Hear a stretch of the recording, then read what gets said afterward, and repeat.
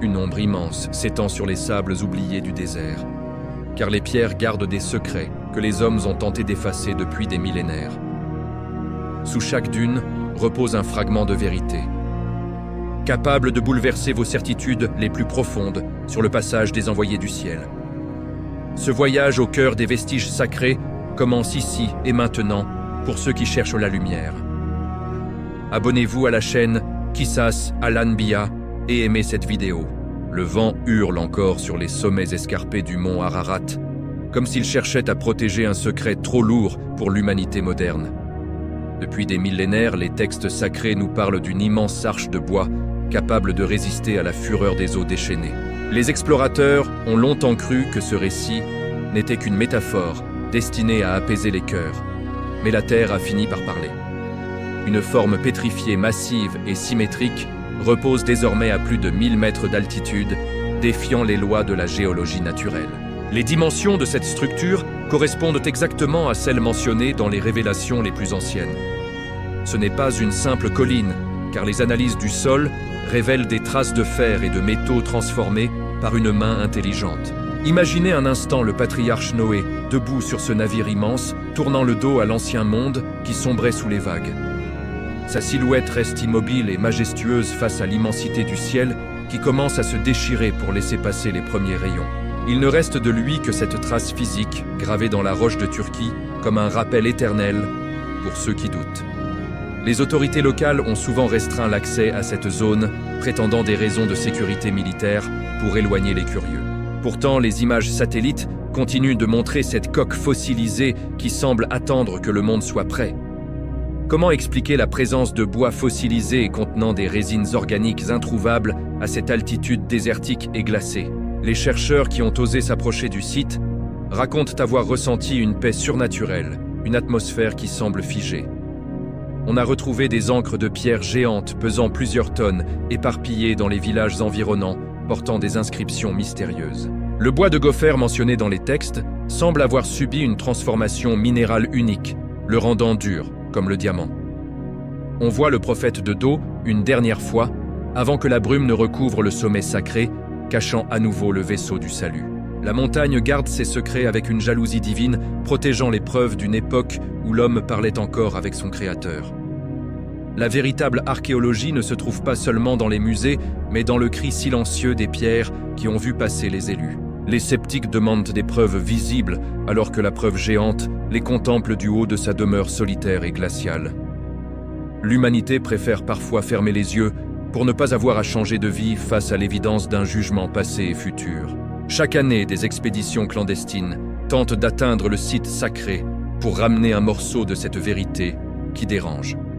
La foi ne demande pas de preuves, mais les preuves sont un cadeau pour fortifier l'âme de ceux qui marchent déjà sur le chemin. Aimez cette vidéo pour honorer la mémoire de ceux qui ont porté la lumière et abonnez-vous à la chaîne Qissas Al-Anbiya pour la suite. Ne manquez pas le prochain chapitre car nous allons plonger dans les eaux de la mer Rouge pour retrouver les chars d'un empire déchu. Sous les eaux cristallines du golfe d'Aqaba, un silence de mort règne depuis que les armées de Pharaon ont été englouties par la colère des flots. On a longtemps cherché le passage de la mer Rouge dans des marécages peu profonds pour tenter de rationaliser le miracle. Mais la véritable géographie nous emmène sur la plage de Nuweiba, une étendue de sable immense sculptée pour accueillir une multitude. C'est ici que le peuple de Moïse s'est retrouvé pris au piège entre les montagnes escarpées et l'abîme marin sans aucun espoir. Les sceptiques affirment qu'une armée ne peut disparaître sans laisser de traces. Pourtant, les expéditions modernes ont ramené des images qui défient toute explication. On y voit des formes circulaires étranges recouvertes de coraux massifs, mais dont la structure géométrique trahit une origine humaine et militaire.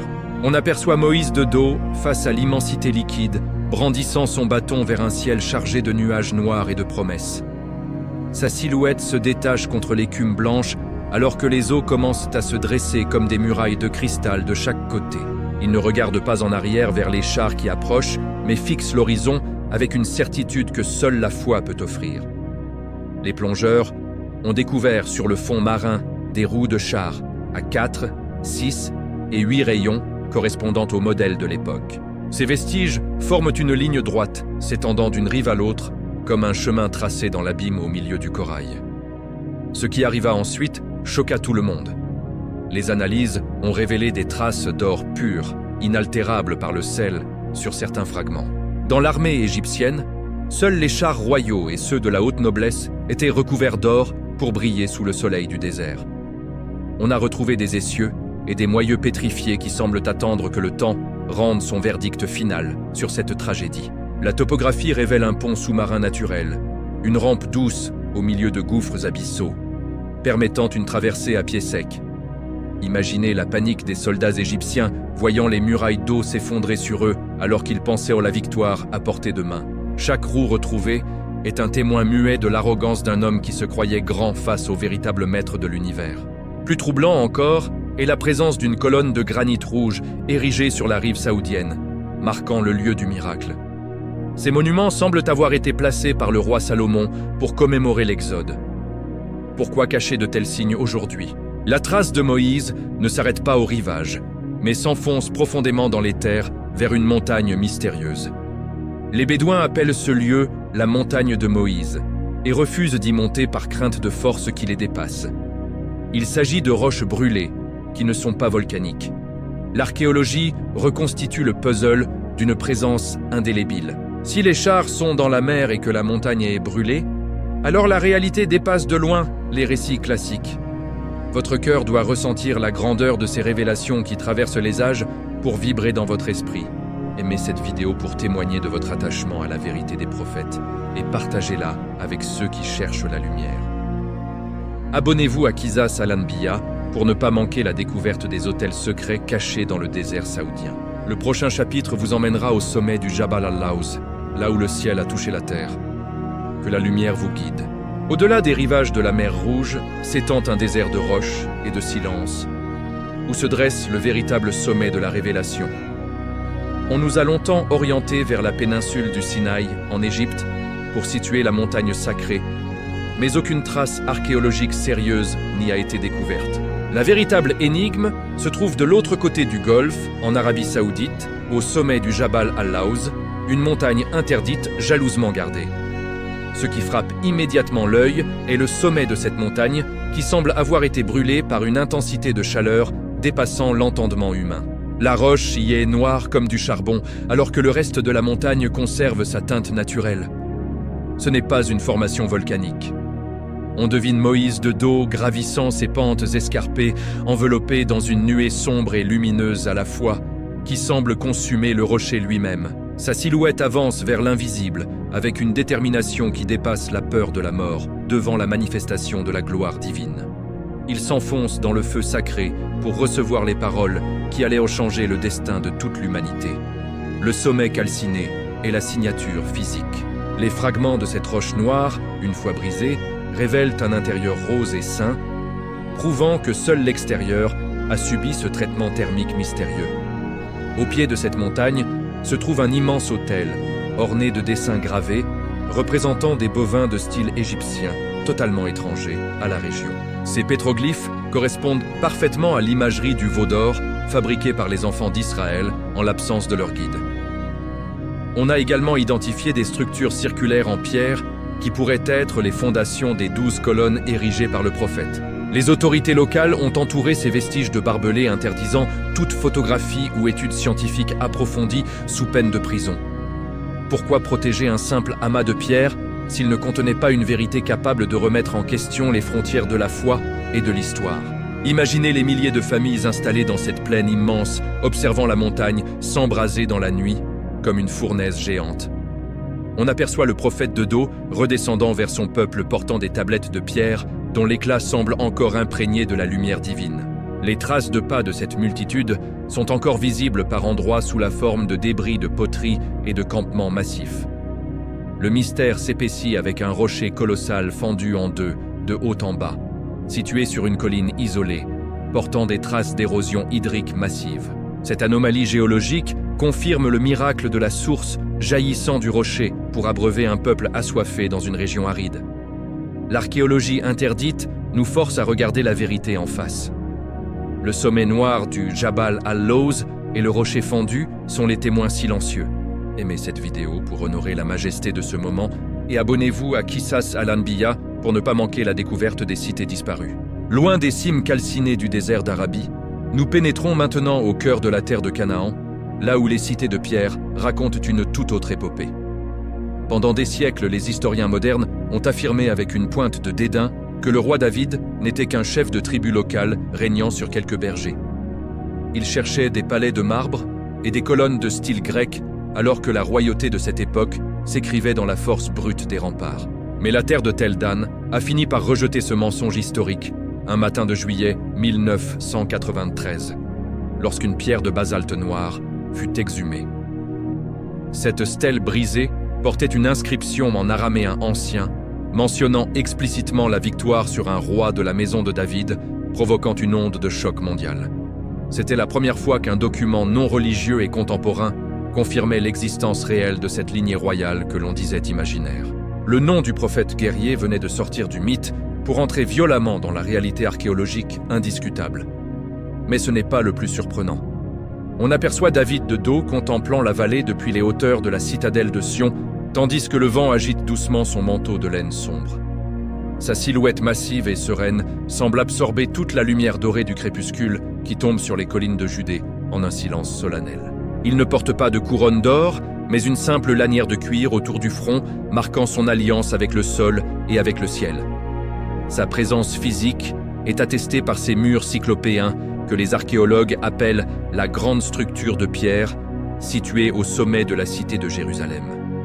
Les fouilles ont révélé des fondations si massives qu'elles ne pouvaient appartenir qu'à un palais royal capable de dominer toute la région environnante. On a retrouvé des poteries et des sceaux datant précisément du Xe siècle avant notre ère, l'époque exacte où le prophète aurait régné sur son peuple. Cette demeure de pierre n'est pas une simple habitation, mais le centre nerveux d'un royaume qui commençait à s'étendre vers l'infini. Ce qui arriva ensuite choqua tout le monde, car sur le site de Khirbet Keiafa, les chercheurs ont découvert une ville fortifiée unique, avec 2 portes monumentales. Cette cité stratégique surplombe la vallée des Térébintes, là où le combat légendaire contre le géant Goliath aurait eu lieu selon les récits ancestraux. Les archéologues ont passé au crible des milliers d'ossements d'animaux trouvés dans les décharges de la ville, sans jamais trouver la moindre trace de porc. Cette habitude alimentaire est la signature culturelle et religieuse absolue du peuple de David, le distinguant radicalement de ses voisins philistins et cananéens. On a également retrouvé une inscription sur une ostraca de terre cuite, appelant à protéger les veuves et les orphelins, reflétant les valeurs de justice prônées par le prophète. La précision de ces détails prouve que nous ne sommes pas face à une légende orale déformée par le temps, mais face à une administration organisée. Tout semble indiquer que la puissance de David était bien réelle et qu'elle s'appuyait sur une foi structurée et une loi respectée. Imaginez le tumulte des ouvriers taillant la roche pour bâtir les remparts de Jérusalem sous l'œil vigilant des gardes royaux postés sur les tours. On devine le roi de dos marchant parmi son peuple, écoutant les doléances des plus humbles, tout en tenant fermement le pommeau de son épée de bronze.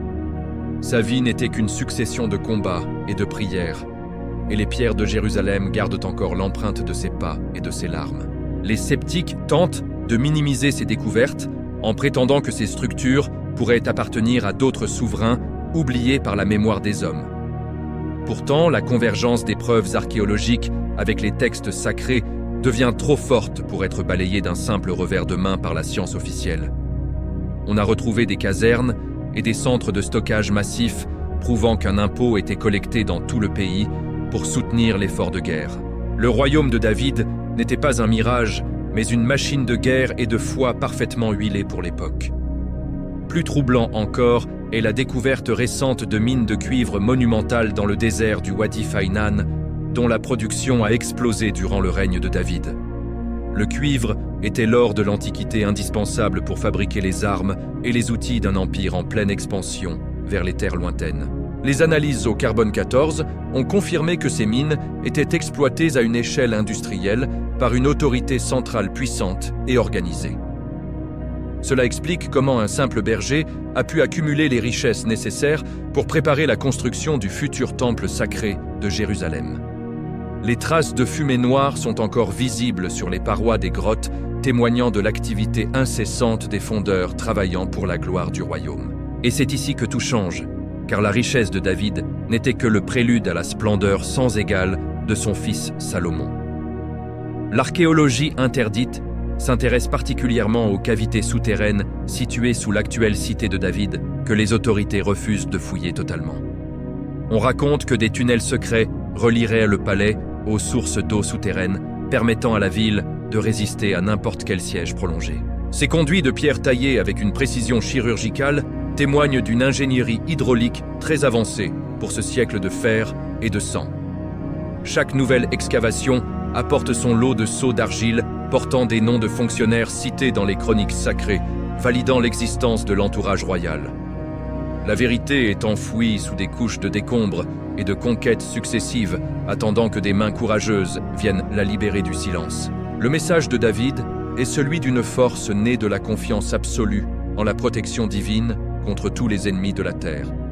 Votre esprit doit maintenant percevoir la solidité de ces remparts qui ont protégé les ancêtres de la foi pendant des siècles de tumulte. Ce récit des pierres nous rappelle que la promesse faite aux prophètes s'incarne toujours dans la réalité physique et historique de notre monde. Aimez cette vidéo pour célébrer la mémoire du roi David et la redécouverte de sa cité sainte après des millénaires d'oubli relatif. Abonnez-vous à la chaîne Qisas al-Anbiya pour ne pas manquer le prochain chapitre sur la splendeur et les mystères de Salomon le bâtisseur.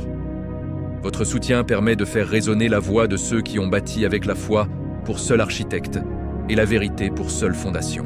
Restez avec nous, car nous allons bientôt franchir les portes du temple. Que la sagesse des anciens illumine votre réflexion. La splendeur de David n'était que l'aube d'un jour nouveau, car Salomon allait porter la gloire du royaume à un sommet jamais imaginé.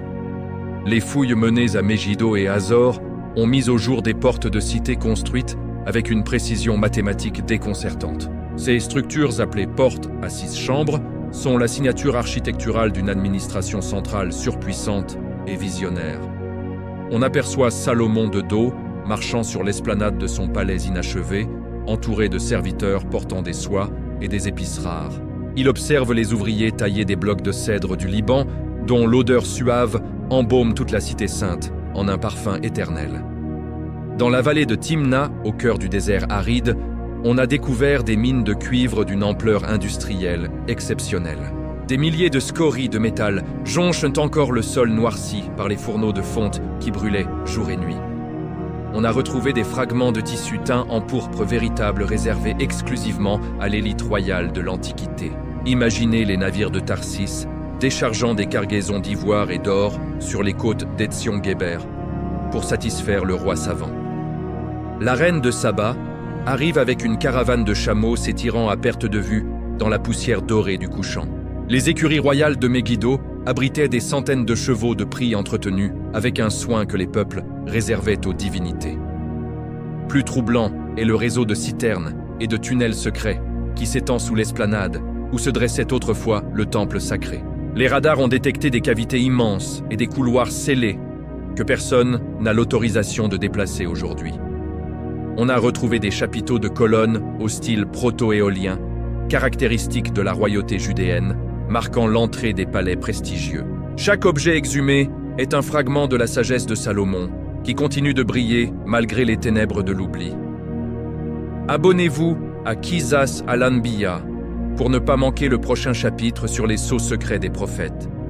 Que la paix soit sur vous. Après les palais d'or et les mines de cuivre, le récit des prophètes quitte la démesure des rois pour se nicher dans l'intimité du minuscule. On a longtemps pensé que les paroles des envoyés n'étaient que des échos lointains avant d'être fixés sur le parchemin par des scribes anonymes. Pourtant, les poussières de Jérusalem ont révélé des objets inestimables, les bullets, de petits seaux d'argile utilisés pour sceller les documents officiels. En 2015, au pied du mont du Temple, une découverte a ébranlé le monde scientifique dans une zone de décharges antiques préservée. Un minuscule morceau d'argile portait une inscription en hébreu ancien.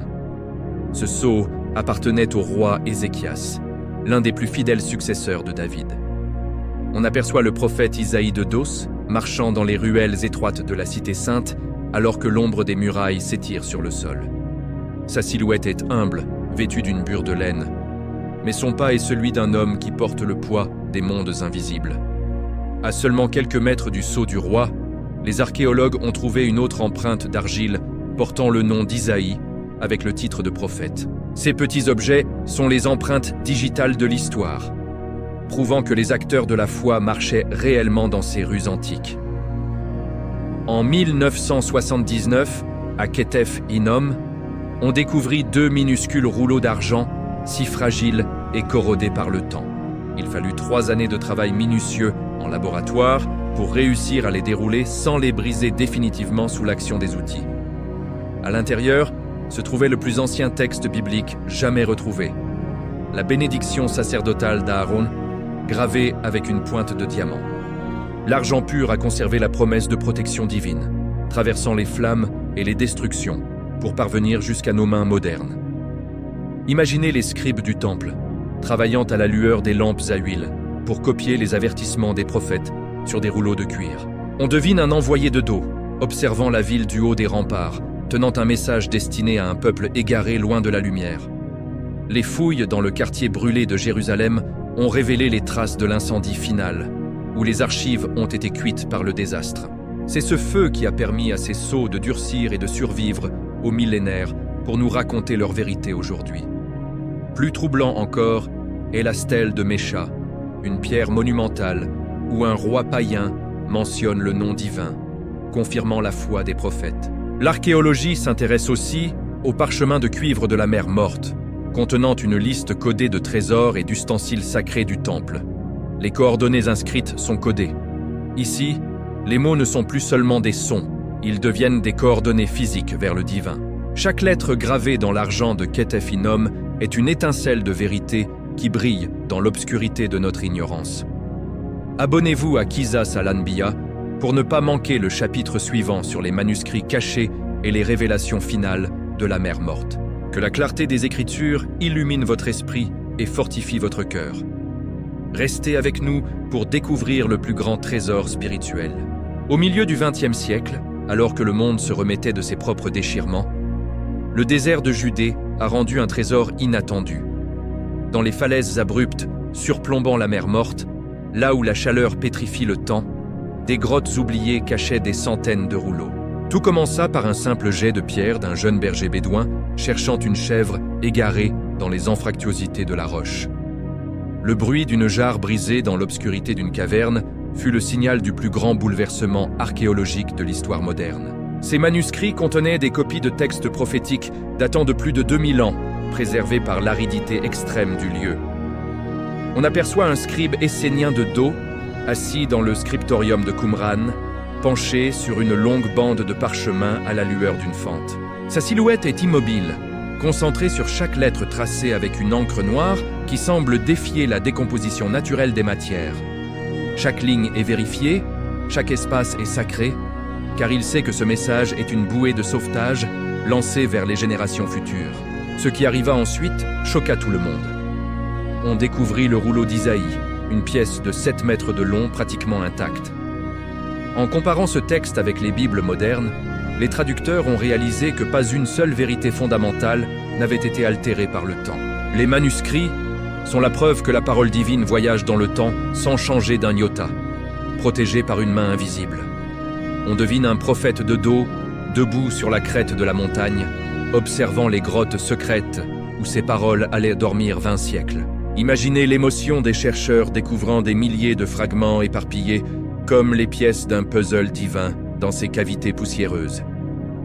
Les fouilles ont révélé que la communauté pratiquait des ablutions rituelles constantes dans des bassins de pierre taillés à même le rocher brûlant. Certains manuscrits décrivent une guerre finale entre les fils de la lumière et les fils des ténèbres, résonnant avec les angoisses de notre époque. On sent la panique des derniers gardiens scellant les jarres et les enterrant avant l'arrivée des légions romaines en l'an 68. Le plus grand trésor n'est pas l'or des rois, mais l'encre des sages restée fraîche sur la peau des bêtes à travers les millénaires. Les musées de Jérusalem exposent ces rouleaux sous des dômes de verre noirci, mais leur éclat spirituel illumine désormais le monde entier. Abonnez-vous à la chaîne Qisas al-Anbiya pour ne pas manquer le chapitre suivant sur les mystères de Pétra et les traces du prophète Saleh. Que la paix de Judée enveloppe votre cœur et vous apporte la certitude que la vérité finit toujours par triompher. À bientôt. Au nord de la péninsule arabique, là où le sable rouge rencontre des falaises de grès pourpre, se dresse l'un des témoignages les plus terrifiants de l'archéologie. On admire souvent Petra pour sa beauté architecturale, mais peu s'arrête sur le message de destruction qui hante ces façades monumentales de Madarin Saleh. Le récit du prophète Saleh et du peuple des Tamoud n'est pas une simple légende, car les structures qu'ils ont laissées défient les capacités de leur époque. Ces hommes taillaient leur demeure directement dans le roc, transformant des montagnes en palais de pierre pour étaler leur puissance et leur mépris des lois divines. On aperçoit le prophète Saleh de dos, marchant seul au milieu de ces avenues de pierre, alors que l'ombre des géants dévore progressivement la lumière. Sa silhouette contraste avec l'arrogance des sculptures environnantes. Il ne regarde pas les aigles gravés, mais semble fixer une fissure invisible parcourant la montagne. Les traces physiques montrent une maîtrise de l'hydrologie qui dépasse celle de leurs successeurs. Cette montagne sculptée est le squelette d'une civilisation qui s'est crue éternelle. Les analyses sismiques révèlent les traces d'un événement acoustique d'une violence inouïe. Les récits parlent d'un cri assourdissant venu du ciel qui a tout foudroyé. L'archéologie interdite examine des structures osseuses sous les sables, suggérant une stature physique bien supérieure à celle de l'homme moderne. Imaginez le silence pesant tomber sur cette vallée après le cri final, laissant les palais vides pour les siècles à venir comme des musées de la colère. On devine l'envoyé de dos, quittant la cité de pierre sans se retourner, emmenant avec lui le petit nombre de croyants qui avaient survécu. Derrière eux, les façades sont restées intactes, mais elles ne sont plus que des tombeaux pour une nation qui a refusé d'écouter la voix de la foi. Le message des ruines est une mise en garde adressée aux civilisations technologiques qui se croient invulnérables derrière leurs gratte-ciel et leurs armures de béton. Chaque voyageur qui foule ce sable ressent une oppression spirituelle qui force à la réflexion sur la fragilité de notre propre existence face au divin. Aimez cette vidéo pour honorer ce rappel et abonnez-vous à Qissas al-Anbiya. La suite nous mènera vers les terres de Sodome et sa pluie de soufre. Aux confins de la mer Morte, là où la terre semble avoir été brûlée par une colère venue d'un autre monde, gisent les vestiges d'une tragédie que la science moderne commence à peine à décoder. On a longtemps relégué le récit du prophète Lot au rang de mythe moraliste. Pourtant, les fouilles à Tal el-Hammam révèlent une anomalie archéologique sans aucun équivalent. Une ville entière a été instantanément vitrifiée par une chaleur extrême. Les briques de boue ont fondu et les poteries ont été vaporisées, laissant des traces de métaux rares comme le platine et l'iridium. Cette pluie de feu et de soufre n'était pas une métaphore, mais un événement thermique d'une violence cosmique absolue. Mais ce n'est pas le plus surprenant. On aperçoit le prophète Lot de dos, pressant le pas vers les montagnes, tandis que l'aube commence à peine à blanchir l'horizon chargé d'électricité. Sa silhouette est tendue, entouré de sa famille, qui fuit sans un regard en arrière vers les remparts d'une civilisation qui a franchi les limites. Il ne regarde pas la ville qui s'illumine d'une lueur aveuglante, plus brillante que 1000 soleils, mais fixe le refuge de pierre désigné par les anges. Derrière lui, l'air se comprime brutalement, sous l'effet d'une onde de choc supersonique qui pulvérise les structures de pierre comme des châteaux de cartes. La terreur de cet instant est gravée dans la couche de cendres et de charbon de bois qui recouvre le site sur plusieurs mètres d'épaisseur. Les chercheurs ont découvert que les fondations des bâtiments ont été arrachées et projetées vers le nord, prouvant la direction d'une explosion aérienne.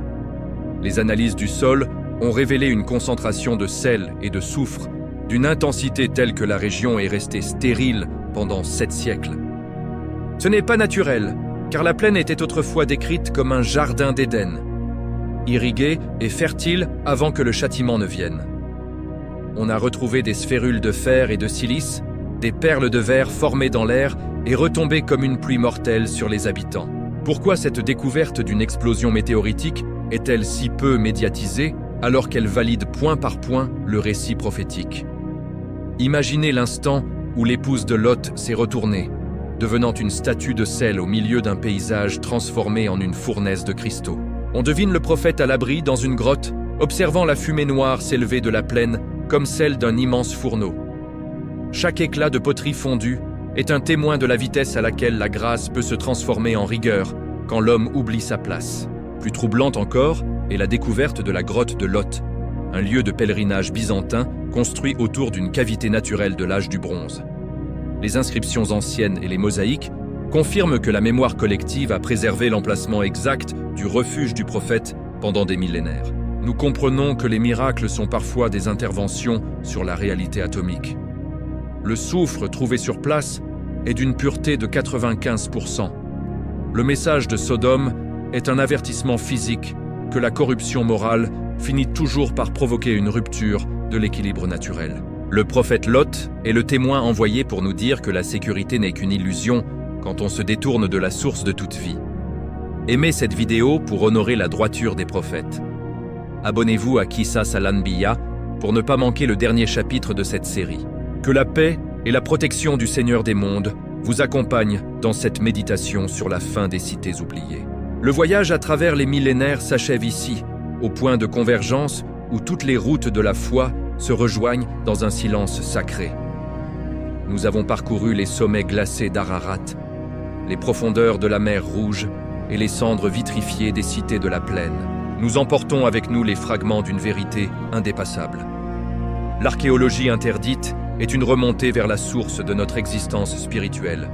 Chaque pierre taillée, chaque seau d'argile et chaque montagne brûlée constituent les lettres d'un alphabet divin que l'humanité moderne redécouvre. Ces traces physiques ont été préservées par une volonté supérieure pour témoigner devant une génération qui a fait de la matière son unique Dieu. La science finit par confirmer point par point les récits que les envoyés du ciel ont portés au prix de leur vie. On aperçoit l'ultime messager de dos, debout, au sommet d'une colline baignée par une lumière d'une pureté insaisissable. Sa silhouette est un phare de paix, immobile et majestueuse, drapé dans une simplicité qui efface la splendeur des palais. Il semble embrasser du regard la destinée de chaque âme qui cherche la guidance dans l'obscurité des temps.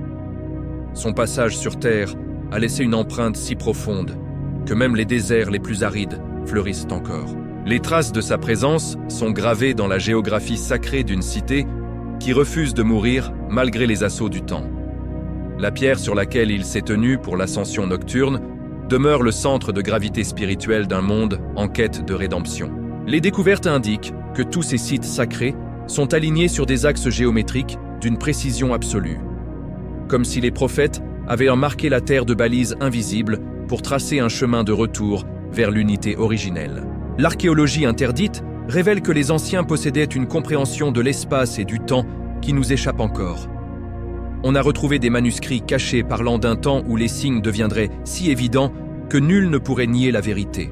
Les reliques des prophètes possèdent une signature vibratoire qui continue d'étonner les chercheurs les plus sceptiques en laboratoire. Imaginez l'instant où tous les voiles tomberont, révélant la continuité parfaite entre le premier navire et l'ultime message. On devine les prophètes de dos, formant une chaîne ininterrompue de lumière à travers les âges, se transmettant le flambeau. Aucun d'entre eux n'a cherché la gloire personnelle. Tous ont laissé des traces physiques pour que nous puissions retrouver notre chemin. Chaque excavation est une résurrection. Chaque artefact est une parole retrouvée qui nous crie que le monde invisible est réel. La poussière de Jérusalem et le sel de la mer morte sont les témoins de cette alliance éternelle scellée dans la matière. Les secrets gardés sous les sables de l'Arabie ou les glaces de Turquie émergent pour nous forcer à un choix radical. Les cités pétrifiées des Tamouds et les plaines vitrifiées de Sodome sont des miroirs tendus vers notre propre civilisation. La vérité n'est plus une hypothèse, elle devient une rencontre bouleversante avec l'absolu au détour d'un sentier ou d'une grotte. Ce voyage s'achève, mais votre quête ne fait que commencer. Armé désormais de ces preuves tangibles qui fortifient la marche. L'ultime messager reste de dos, nous invitant à le suivre vers une destination qui dépasse les limites de l'archéologie. Abonnez-vous à la chaîne Qissas al-Anbiya pour continuer à explorer les mystères de la foi et les récits qui ont forgé l'humanité. Que la paix et la bénédiction de celui qui a envoyé les prophètes reposent sur vous pour l'éternité des temps.